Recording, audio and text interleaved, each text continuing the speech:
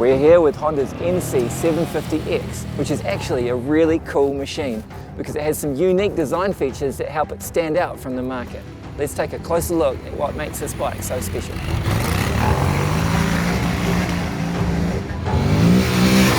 Honda's philosophy behind this bike is practical performance, which this bike does really well.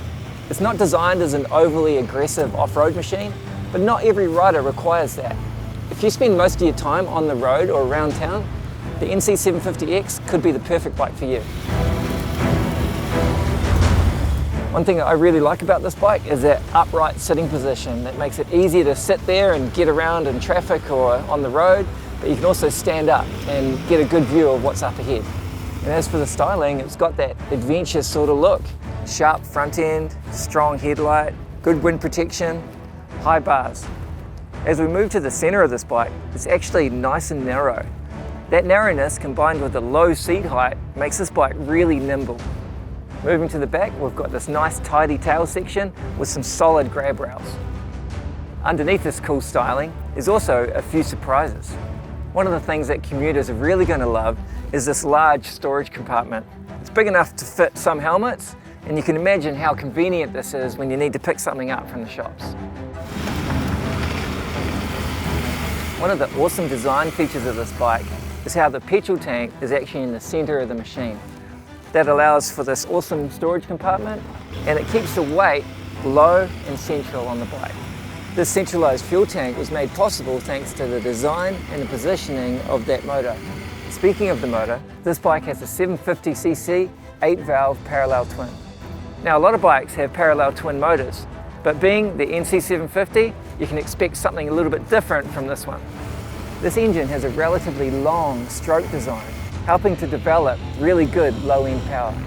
It actually produces 69 Newton meters of torque and just over 43 kilowatts of power. When talking about this engine, Honda's focus was on keeping parts to a minimum. Their objective was to reduce weight and improve reliability. For example, the camshaft drives the water pump, and one of the balancer shafts drives the oil pump. Another one of the advantages of this unique engine position is how easy it is to access the top of the motor for servicing. All these features are designed to help keep the cost down for bike owners. Now moving on to suspension. Up front, you got the 41mm fork with 120mm of travel. And in the rear, you've got a ProLink monoshock, also with 120mm of travel. For brakes, we've got a powerful 320mm wavy disc up front and a 240mm wavy disc on the back. And of course, for safety, there's 2-channel ABS. Some of the other technology on the bike, you've got throttle by wire and 4 rider modes.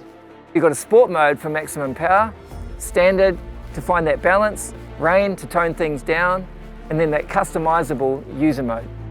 This bike has the Honda selectable torque control, which helps manage the torque delivery of the bike. And this is adjustable in the user mode with the option to turn it off completely.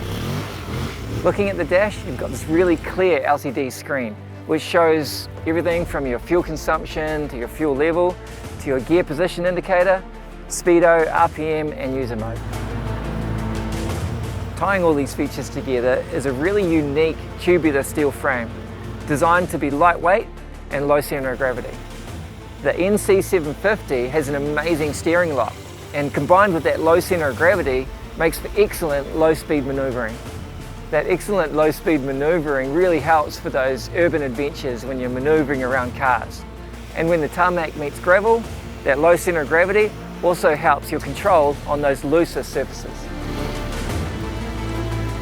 If you want the confidence of being able to get your feet flat on the ground, whether you're commuting or you're tackling some gravel roads, at 800mm, the 750X has the lowest seat height in the Honda Adventure range. And when you're looking at a touring bike, it doesn't come much more economical than this. Under normal conditions, you're looking at well under 4 litres per 100 kilometres. Like we said, it's not the most extreme off-road machine, but with that low center of gravity and a good riding position and a really manageable power delivery, you can actually be confident when you're off the beaten track. If you need a bike that's going to take you to work and back every day, and maybe go on a tour on the weekends, and even tackle the odd gravel road, then this is a bike that you need to take a look at. Check one out at your local Honda dealer.